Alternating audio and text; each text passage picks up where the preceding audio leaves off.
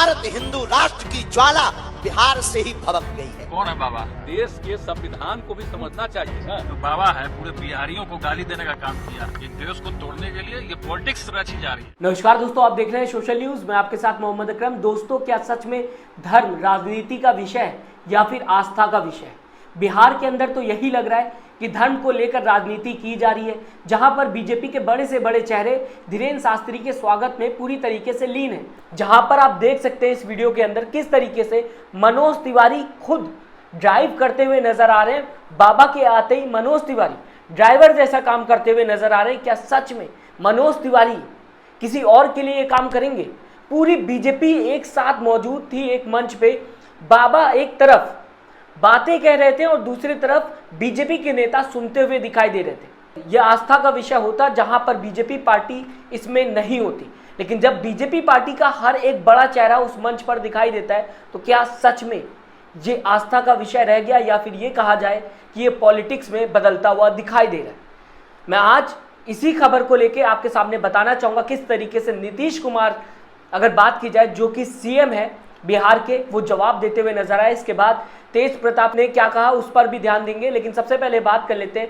धीरेन्द्र शास्त्री कई बातें कहते हुए दिखाई दिए। पहले से वो लगातार अगर बात की जाए ये कहते हुए दिखाई दिए कि इस देश को हिंदू राष्ट्र में कन्वर्ट करना है, हिंदू राष्ट्र बनाना है, जो कि संविधान के पूरी तरीके से खिलाफ है। ऐसे में फिर बिहार जाकर उन्होंने ये कहा कि ये जो हिंदू राष्ट्र की मैं बात करता हूं ये बिहार से ही लगता है शुरू होगी। भारत हिंदू राष्ट्र की ज्वाला बिहार से ही भड़क गई है। बीजेपी नेता उनके साथ खड़े हैं, उनके स्वागत में खड़े हैं और जनता के साथ सेल्फी लेते हुए दिखाई दे रहे हैं। क्या सच में ये एक धार्मिक कार्यक्रम था या फिर ये कहा जाए धर्म के नाम पर एक बार फिर पॉलिटिक्स होते हुए दिखाई दी?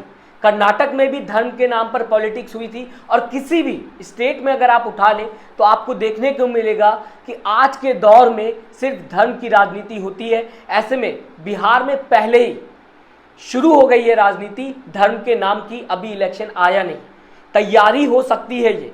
दोस्तों समझिएगा, अगर पूरी पार्टी के नेता एक स्टेट के खड़े हो जाएं, गिरिराज सिंह की मैं बात करूं, मनोज तिवारी की मैं बात करूं, रविशंकर प्रसाद की मैं बात करूं, हर कोई, इनके अलावा बहुत बड़े चेहरे वहां पर मौजूद थे।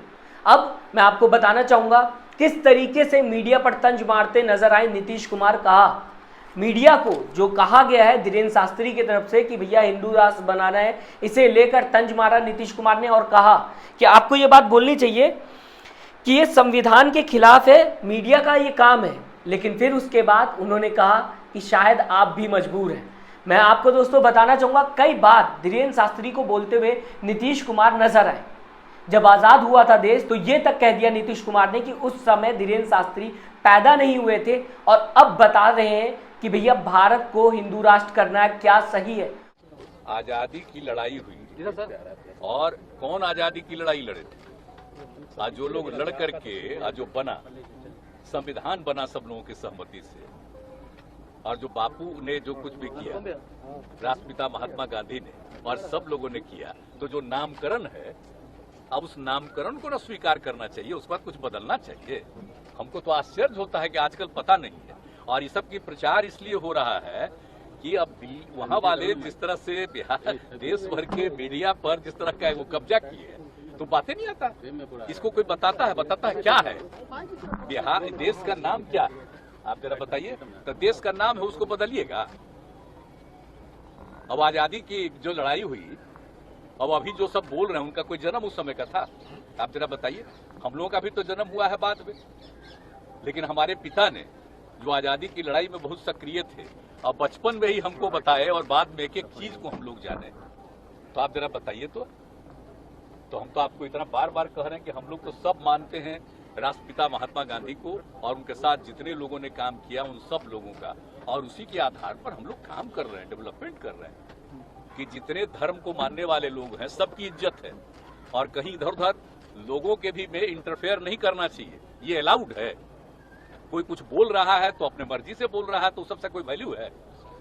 इसलिए सब खत्म बात है। अरे देश के संविधान को भी समझना चाहिए ना। देश के संविधान का उल्लंघन कोई कर रहा है तो अब आप ही को देखना चाहिए।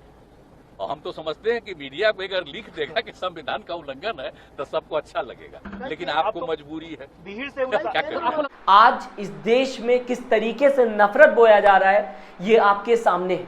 धर्म के नाम पे राजनीति जो हो रही है वो कहीं ना कहीं जो भाईचारा है देश का इसे खोखला कर रही है। अंदर ही अंदर नफरत फैलते हुए नजर आ रही है। धर्म की राजनीति के नाम पर लगातार धर्मों को एक दूसरे से डिवाइड किया जाता है ताकि वोट मिल सके। दोस्तों मैं आपको बताना चाहूंगा, इस देश के संविधान को बनाने से पहले इस देश को आज़ाद कराया गया, जिसके लिए कई महापुरुषों ने अपना बलिदान दिया। तब जाकर ये देश आज़ाद हुआ, तब जाकर इस देश का संविधान बना और आज इस संविधान के खिलाफ लोग बोलते हुए नजर आते।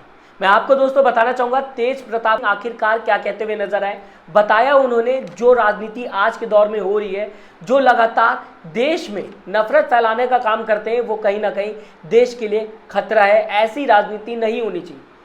आज के दौर में कोई भी मुद्दों पर बात नहीं करना चाहता है। कर्नाटक इलेक्शन की अगर मैं बात करूं दोस्तों, आप सभी ने देखा होगा किस तरीके से मुद्दों से भटक कर पार्टी लगातार धर्म के नाम पर स्पीच देते हुए नजर आ रही थी। कई बड़े नेता मुद्दों से भटक गए थे और लगातार धर्म के नाम पर वोट मांगने की कोशिश कर रहे थे। यही खेल जो है अब बिहार में भी शुरू हो गया है, जहां पर धीरेन्द्र शास्त्री की एंट्री के बाद पूरे बीजेपी के नेता जो बिहार के हैं वो उनके सामने पूरी तरीके से अपने आप को सौंप देते हैं। और क्या उसके बाद ये ना कहा जाए कि ये राजनीतिक मंच नहीं है, ये आस्था का मंच है। कौन है बाबा? बाबा कौन? बाबा किस बाबा के बारे में बात कर रहे हैं? असली बाबा जो हैं वो देवराहा बाबा थे। देवराहा बाबा जैसे कोई बाबा नहीं हुए। वो 400 साल जिंदा रहे देवराहा बाबा, इसलिए देवराहा बाबा को हम लोग मानते हैं। उन्हीं के आशीर्वाद से हमारा जन्म हुआ, इसलिए और कोई बाबा आवा टाबा आपको हम नहीं जानते हैं। आपको लगता है कि आप जिस तरीके से जो बयान दिए, अरे तो कार्यक्रम चल रहा है तो कार्यक्रम में कितना लोग बीमार पड़ रहा है। जो आयोजक जो व्यवस्था किया है, आप देख रहे हैं कि पूरा, और जो बाबा है पूरे बिहारियों को गाली देने का काम किया है वो बाबा। आप देख रहे हैं कि किस तरीके से पूरे बिहारी को बोलता है कि पागल है। नहीं, बाबा तो नहीं है, बिहार में राम राज नहीं है, बाबा बोल। बिहार में कृष्ण राज है, महागठबंधन की राज है। भगवान श्री कृष्ण 16 कलाओं से पूर्ण थे और राम जी 14 कला में थे। भगवान श्री कृष्ण जो थे वो 16 कला से पूर्ण थे। कृष्ण भगवान जो है साक्षात यदुवंश है, हम लोग उन्हीं के वंशज हैं, इसलिए उनको इस तरह के बयान से बचना चाहिए। कृष्ण एक ये भी बात हम बता दें, हनुमान जी जो है वो भगवान श्री कृष्ण के छतरी पे थे। जब महाभारत जो चल रहा था तो उसी में थे हनुमान जी भी ऊपर।